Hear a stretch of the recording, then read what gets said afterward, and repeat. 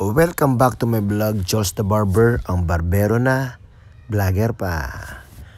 Okay, so ngayon ay gupit tayo ng classic barbers lang ito. Umpisahan ko ito sa number 2 guard. Pasensya na po sa mga makikinig, medyo yung boses ko ay kuan ngayon, talagang natuluyan na ba. Sobrang sakit ng lamunan, buti hindi ako nilagnat dahil maplema ako ngayon eh. Okay, so dito number 1 guard ang sinunod ko. Tamang motion lang ito kasi ang gusto ng customer ayun ang sagad ba. Parang classic barbers nga. Uno lang tong ilalim natin. So ginawa ko dito open and close. Yung magandang gitna naka-open tayo, tapos yung ilalim close ito. Close levered to. Okay, tanggalin natin laylayan. Hindi na tayo masyado magpe-fade dito. Tapos ay lining na agad tayo. Gamit ang 2299 natin na Kimei. Mag-ingat kayo sa pagbili nito sa Shopee. Kasi may mga peke nito. Katulad ng isang followers ko ay nag-comment, bumili din daw ng isang double mark. 2 ulo lang daw nilobat na. Ibig sabihin ay may mga peke talaga na akuan. Ng mga ganito, hindi basta-basta kasi nagagaya ito eh. O itong laylayan, dahil blending ko lang ng 0.5, halfway lang tayo dito, tapos 0 ilalim, tanggal lang tayo ng konting dumi.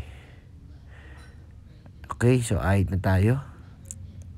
Dahan-dahan lang ipag-ahit, medyo hindi natalap ang blade ngayon eh, kaya purol na naman.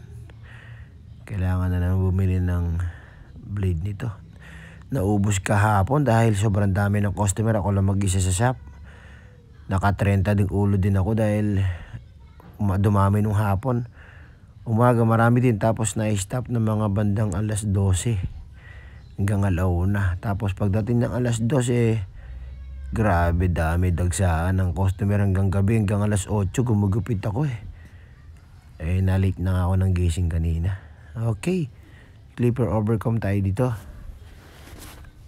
Ayos din to. Gamit itong double mark natin na NG 2020 ito.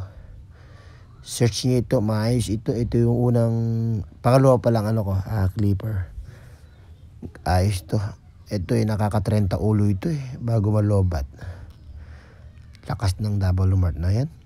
Kaya ako sa double mark eh. Panatag ako eh. Kasi subok ko na. Tapos gumamit ako ng thinning scissor dito para nipisan itong buhok ng ating kliyente, Gusto nito saktong haba lang ba. Okay, linis lang tayo sa likod. Tanggalin lang natin itong medyo nakakako na ito. Mulmul ba. Ayos. Okay, so sa kabila naman. Okay, dulo-dulo lang ito. Dalawa lang natin. Ay na masyadong manipis ba. Yung lay-lay niya, kasi ninyo yung taas ng medyo may parang mapaka dark spot ba. Pero yun na kasi yung blending niya, hindi na natin pwedeng itaas Dito ay dalawa lang natin tong lineup na to, yung level cut ba. Para medyo malinis lang daw. Okay. Goods. Sa pag-line up sa devil's cut, ingat din kayo, pero kailangan malaki yung, kumbaga yung imagination ninyo. Kailangan, kumbaga nakikita, kumbaga tumatagos ba yung mata nyo doon sa buhok, para nakikita nyo yung forma, para kapag kayo ay nag-level's cut, hindi kayo mangangapa. Alam nyo hanggang saan yung taas, yung kaya mahalaga lagi yung sipat. Sisipat kayo lagi sa salamin, kahit doon sa personal, pag tinitingnan nyo yung buhok ng kliyente, para maiwasan ang hindi pagpantay. Ayun. So, parang ganyan lang yun. Talim talaga ng Kimei natin, pero bungal na yun eh. Bungi na 2 ibin ba. Maganda yung mga nabili kong gamit, hindi ako napeke ba. Okay, so ahit tayo dito. Linisin natin tong niya.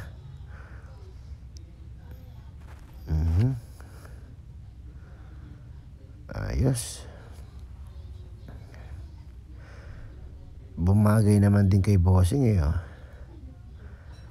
Ayos din sa kanya. Magandang gupit ay simplihan lang eh. Mga ganitong mga classic barbers na ganito. Oh, tanggalin lang natin tong laylayan. Ayun na yun. Oh. Tanggalan tayo ng mulmul. Yan na yun. Oh. Ayos. Bumagay din sa kanya. Oh. Simpleng gupit lang yan. Oh, may pagkakulot kasi ito eh, kaya medyo parang matigas ba. Oh, ganda oh. Simple-simple lang oh. Nagustuhan naman ng kliyente oh. Sakto lang yung kapal ng gilid. Barbers na pagkaan ito. Classic na classic talaga ito. Goods. So bigyan natin ng konting massage lang. Kumbaga eh, pampakwa lang ba. Parelax ba. Konting pitix-pitix lang. Okay na yan. Ganun lang talaga. Don't forget to follow and likes. Thank you, Lord. Pa-share na rin.